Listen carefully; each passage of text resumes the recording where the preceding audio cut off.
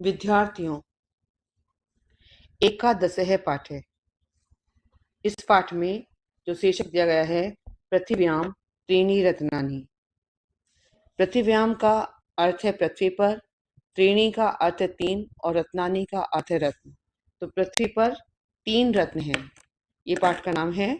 और अब आप इधर देख रहे हैं कि जो एक शिक्षक है वह अपने छात्र छात्राओं को स्फोरक पत्र कुछ दिखा रहे हैं।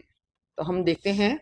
छात्राः पश्यन्तु, अद्य मम हस्ते स्फोरक पत्राणि सन्ति। अपने छात्राओं से कह रहा है कि देखो, आज मेरे हाथ में स्फोरक पत्र है। इसमें एक छात्र, श्रीमन स्फोरक पत्रे किम अस्ति। श्रीमान, स्फोरक पत्र में क्या है? ये इसकी हिंदी है। छात्राः एतानि स्फोरक पत्राणि भित्तौ स्थापयन्तु, तदनन्तरं स्वयमेव पश्यन्तु। तो वो कहता है कि छात्रों, ये स्फोरक पत्र दीवार पर लगाओ। भित्तों का मतलब तो दीवार पर, स्थापयन्तु लगाओ, तदंतरम मतलब उसके बाद, स्वयं ही, पश्यन्तु देखो, एव का मतलब होता है स्वयं ही देखो। श्रीमन् स्फोरक पत्रे तु सुंदरम चित्रम अस्ति, श्लोकः अपि सन्ति। इसमें छात्रा कहती है कि श्रीमान, स्फोरक पत्र जो है वह तो सुंदर चित्र है, श्लोक भी हैं। सत्यम एतानि सुभाषितानि सन्ति, सुंदर वचनानि एव सुभाषितानि भवन्ति। एतानि अस्माकं कृते उत्तम कार्यार्थम प्रेरणां यच्छन्ति। तो यहाँ पे इसकी संस्कृत की हिंदी है। सचमुच, एतानि का मतलब ये, सुभाषितानि सन्ति सुभाषित हैं, सुंदर वचनानि एव सुभाषितानि भवन्ति, सुंदर वचन ही सुभाषित होते हैं। सुभाषितानि का इसका जो अर्थ होता है उसका सुंदर वचन ही है।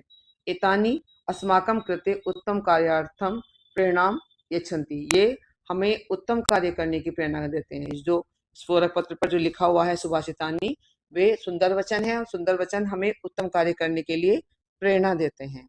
श्रीमान तर्हि वयम सुभाषितानि पठामः। श्रीमान, तो हम सुभाषित पढ़ते हैं। सुभाषित प्रथम। पृथिव्यां त्रीणि रत्नानि जलमन्नं सुभाषितम्, मूढ़ैः पाषाणखण्डेषु रत्न संज्ञा विधीयते। अब इसके बाद इन्होंने दिया है पदच्छेद है। तो पदच्छेद का सबसे पहले हम समझते हैं कि पदच्छेद होता क्या है। संयुक्त या जुड़े शब्दों को अलग अलग करके लिखना। अब आप देखिए, संयुक्त या जुड़े हुए शब्द कौन से होते हैं। जैसे ये है जलमन्नम। जलमन्नम संयुक्त या जुड़े हुए शब्द है, और इसको जब पदच्छेद में दिया गया है तो आपको बताया गया है कि जलम और अन्नम सुभाषितम, सब शब्द जो हैं आपके अलग अलग करके लिख दिए गए हैं, तो वह पदच्छेद होता है, जिससे आपको पता लग जाता है कि इसमें ये 2 शब्द हैं। अन्वय। अन्वय क्या होता है, अब आप देखेंगे। संस्कृत वाक्य के शब्दों को सरल क्रम में लगाकर उसका सही अर्थ समझना।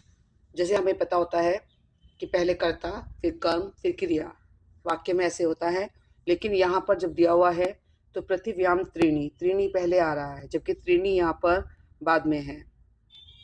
तो आपको अन्वय से पता लगेगा कि वो अपने कर्म की जगह पर और कर्ता की जगह पर और क्रिया के स्थान पर उनको रखना ही अन्वय होता है, कि आपको सरल रूप से वो श्लोक समझ में आ जाए। क्योंकि श्लोक में आगे पीछे कहीं भी उसको लिखा हुआ होता है शब्द को, और आपको पता नहीं लग पाता है। भावार्थ है, पृथिव्यां त्रीणि रत्नानि सन्ति, तानि रत्नानि जलम अन्नम सुभाषितम च भवन्ति, किंतु मूर्ख जनाः तु पाषाणखण्डान् रत्नानि इति वदन्ति। पृथिव्यां पृथ्वी पर, त्रीणि तीन, रत्नानि रत्न, सन्ति का अर्थ होता है पृथ्वी पर 3 रत्न हैं। तानि रत्नानि जलम अन्नम सुभाषितम च भवन्ति, ये रत्न जल, अन्न और सुभाषित होते हैं। 3 दिए हैं, जैसे ये जल है, इधर आप देख रहे हैं अन्न ये खा रहा है और ये बातें कर रहे हैं, तो सुभाषितम है, मधुर वचन बोल रहे हैं एक दूसरे से, ये सुभाषितम है। किंतु मूर्ख जनाः तु पाषाण खंडान रत्नानि इति वदन्ति, जो मूढ़ई आया है, मूढ़ई का अर्थ होता है मूर्ख लोग। मूर्ख का मतलब है जो अज्ञानी है। जैसे कोई भी रत्नाकर, हमने समुद्र को बोला है कि उससे रत्न निकल रहे हैं, लेकिन वो तो पत्थर होते हैं, वो कोई रत्न थोड़ी है। रत्न जो है उसे माना गया है जल, अन्न और मधुर वचन। सुभाषित द्वितीय। अयम निज परोवेति गणना लघु चेतसाम उदार चरिता नाम तु वसुधैव कुटुंबकम। वसुधैव कुटुंबकम में आप देख रहे हैं कि ये वसुधा है पूरी, और ये पूरे परिवार को, एक परिवार को दिखा रखा है इस चित्र में कि हम सब एक हैं। तो अब आप इसका भावार्थ देखेंगे। इसमें कोई भी ऐसा वो नहीं है कि जिसमें आपने यहाँ जैसे जना नाम देखा, भवती देखा, तो ये सब अन्वय किया है इन्होंने। अब भावार्थ में एसे स्वजन अस्ति एसे च परजन अस्ति इति एतादृशं चिंतनं तु संकुचित भावयुक्तानां जनानां भवति। येषाम् उदार स्वभावः अस्ति तेषां कृते तु संपूर्ण पृथ्वी एव परिवारः भवति। सर्वे जनाः मम परिवारस्य सदस्याः संति इति ते चिंत्यति।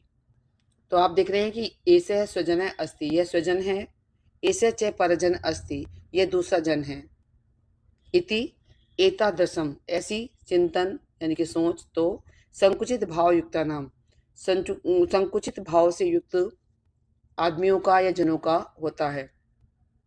ये साम उदार स्वभाव अस्ति, जिनका उदार स्वभाव होता है या है, तेसाम कृते, उनके लिए तो संपूर्ण पृथ्वी एव, संपूर्ण पृथ्वी ही परिवार होती है। जैसे दिखाया है कि संपूर्ण पृथ्वी उनके लिए परिवार है, ये उनका एक, सभी लोग उनके लिए अपने होते हैं। सर्वे जनाः मम परिवारस्य सदस्य सन्ति, सभी मेरे परिवार के सदस्य हैं। इति ते चिंत्यति, तो जो उदार स्वभाव वाले होते हैं वही सोचते हैं कि संपूर्ण जो परिवार है उनका, पृथ्वी उनका संपूर्ण परिवार है। वसुधा एव, यानी कि पूरी वसुधा, पूरी पृथ्वी ही उनका परिवार है, तो वे ऐसा सोचते हैं। सुभाषित तृतीय। उद्यमेन ही सिद्ध्यन्ति कार्याणि न मनोरथाय न ही सुप्तस्य सिंहस्य प्रविशन्ति मुखी मृगा। अब आप इसमें देख रहे हैं कि ये जो सिद्ध्यन्ति, यथा, स्वयं, ये सब अन्वय किया गया है, और इसमें कोई भी ऐसा पदच्छेद जो है बिल्कुल वैसे का वैसे ही लिखा है, कोई खास अंतर नहीं हुआ है। अब इसका भावार्थ देखते हैं। भावार्थ में आप देख रहे हैं, इधर ये लोग परिश्रम कर रहे हैं, किसान हैं, सब हैं, और इधर शेर जो है ये सोया हुआ है, और सोते हुए शेर को हिरन देख रहा है। तो आप इससे देखेंगे, उद्यमेन ही सिद्ध्यन्ति कार्याणि न मनोरथै न ही सुप्तस्य सिंहस्य प्रविशन्ति मुखे मृगा।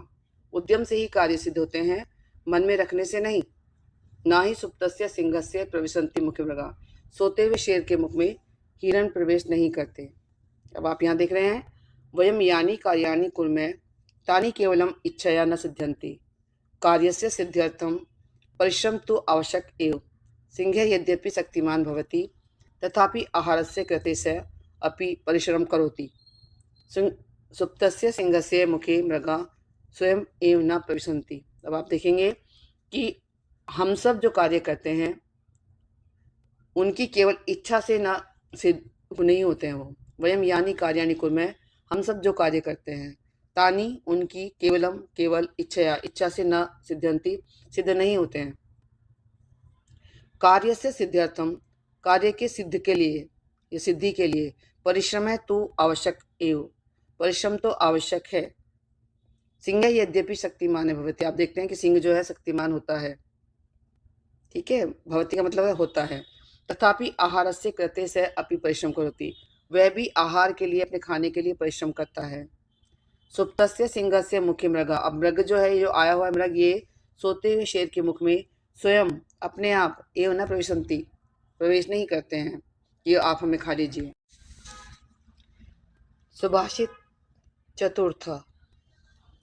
अभिवादनशीलस्य नित्यं वृद्धोपसेविनः चत्वारि तस्य वर्धन्ते आयुर्विद्या यशोबलम। तो आप देख रहे हैं कि आयुर्विद्या यशोबलम, ये किसकी से बढ़ते हैं? अभिवादनशील से। अगर हम नित्य किसी को अभिवादन करते हैं, जैसे हम, ये बच्चा है और ये इनको अभिवादन कर रहा है, तो इनको जो आशीर्वाद में आयु, विद्या, यश और बल, ये सब इसे मिल रहा है इसके द्वारा।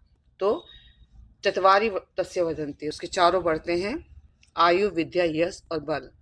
इसमें ये अन्वय है, च इति मैंने लिख दिया है इसमें, और आयु, विद्या, यश, बल जो है पदच्छेद में अलग अलग करके लिखा गया है। ये एक जगह है लिखा हुआ यहाँ पर श्लोक में।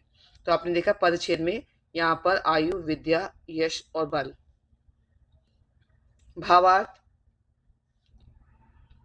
यह जन सर्वदा वृद्धानां ज्येष्ठानां च सेवां सम्मानं च करोति, तथा च यह तान् सविनयं प्रणमति, तस्य जनस्य आयु, विद्या, यशः, बलं च वर्धन्ते। यह जन यानी कि जो जन सर्वदा हमेशा वृद्धानाम वृद्धों, ज्येष्ठानाम बड़ों, च का अर्थ होता है और, सेवाम सम्मानम च करोति, सेवा और सम्मान करता है।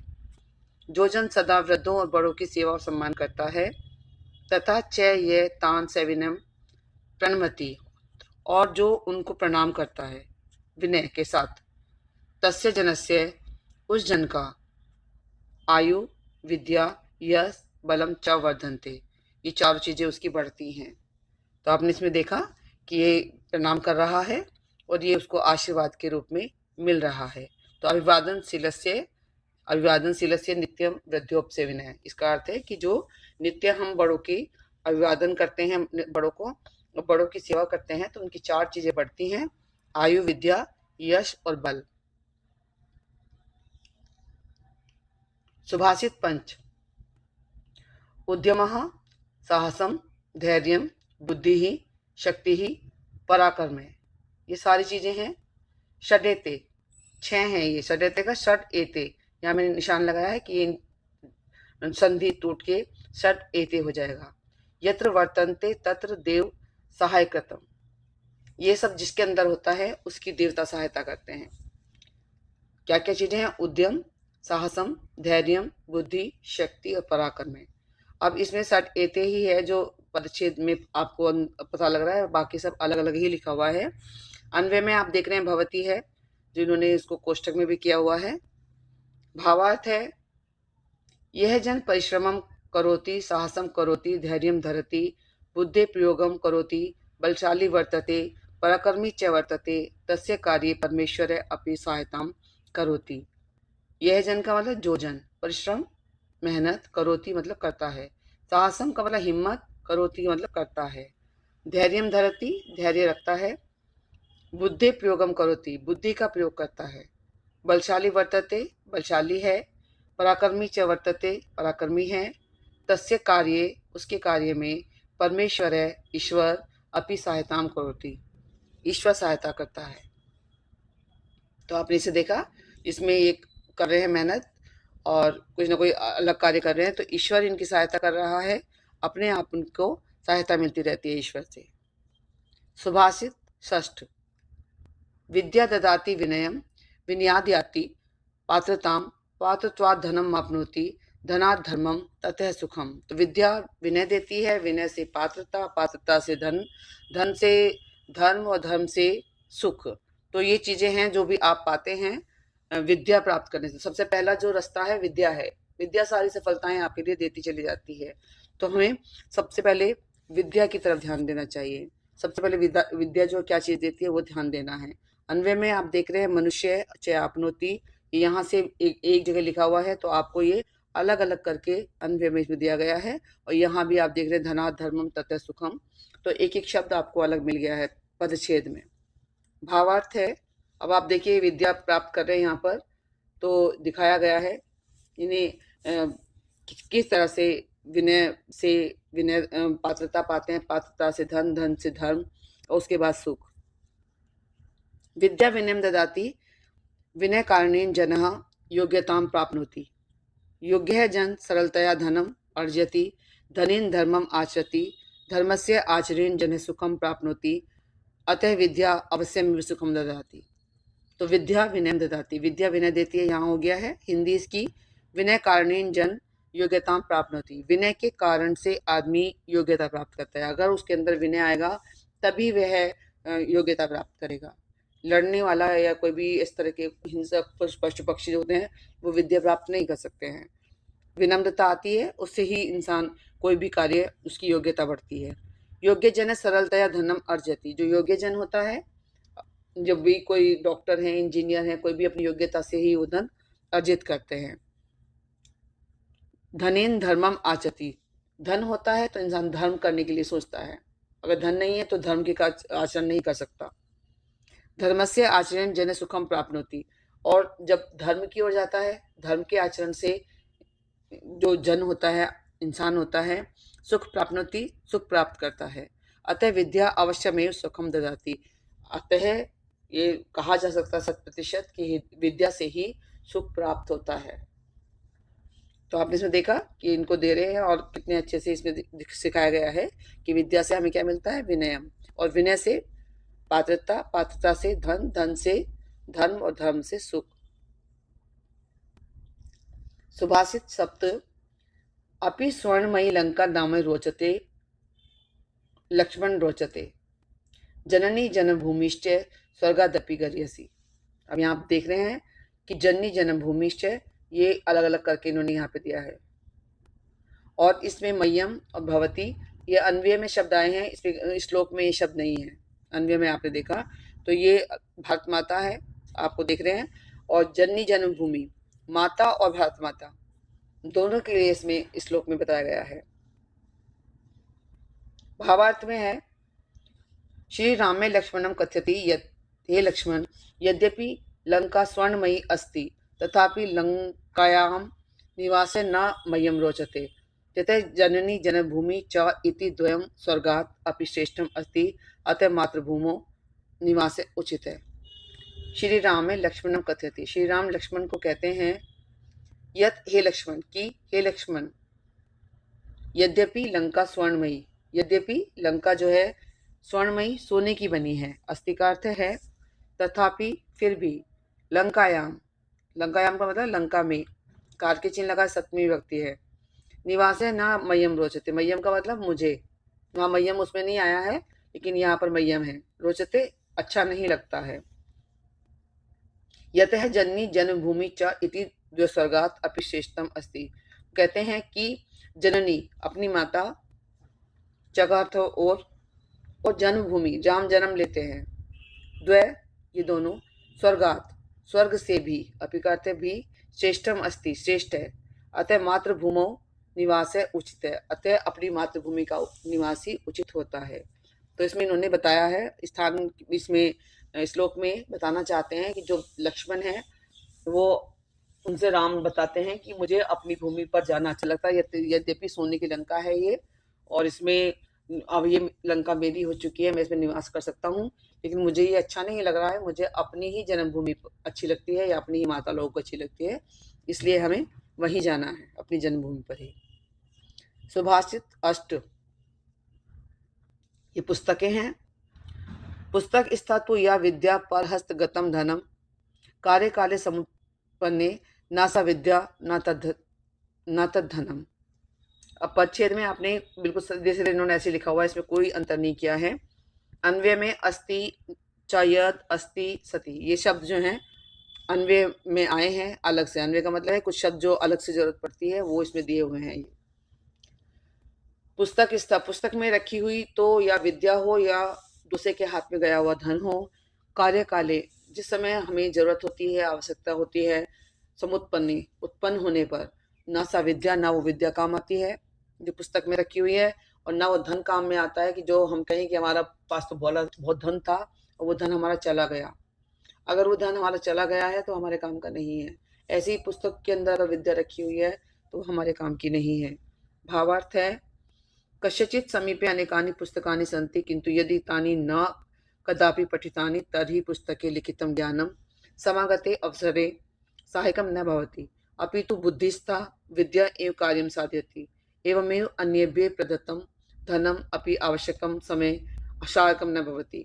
स्वहस्ते यद् धनं भवति तदेव धनं कार्यं साधयति इति। अब इसकी हिंदी देखेंगे। कस्यचित् समीपे, किसी समय में, किसी के समीप में, अनेकानि पुस्तकानि सन्ति, अनेक पुस्तकें हैं, किंतु यदि तानि न कदापि पठितानि, किंतु यदि वे कभी न पढ़े, तर्हि पुस्तके लिखितं ज्ञान, तर्हि मतलब तो पुस्तक में लिखा हुआ ज्ञान, समागते मतलब आए हुए, अवसरे अवसर पर, सहायकम न भवति सहायक नहीं होता है। कहीं भी एग्जाम में हम याद कर रहे हैं, पुस्तक में लिखा हुआ है कि हमारे तो पुस्तक ली थी हमने 100 रुपए की, वो रखी हुई है हमारी, उसमें ही ज्ञान हमारा लिखा हुआ है, तो वो काम नहीं आता है। अभी तो बुद्धि विद्या एवं कार्यम साध्यति, हम कक्षा रूम में बैठे हैं, परीक्षा रूम में बैठे हैं, तो वहाँ हमारी जो बुद्धि में ज्ञान भरा हुआ है वही ज्ञान हमारे काम आता है। पुस्तक में रखा हुआ ज्ञान हमारे काम नहीं आता है कि हमारे पास तो बहुत अच्छी अच्छी पुस्तकें हैं, हमारे घर में सबने पुस्तकें ला के रख रखी हैं। एवं अन्यभ्य प्रदत्तम धनम, इसी प्रकार दूसरे के द्वारा दूसरे को प्रदत्त किया हुआ धन, कि हमारे पास धन था, हमने किसी दूसरे को दे दिया था, आवश्यक समय सहायकम न भवति, वो आवश्यक समय में काम नहीं आता है। स्वहस्ते यद धनम भवति, अपने हाथ में जो धन होता है, तदेव धनम कार्यम साध्यति थी, वही धन कार्य साध्यता।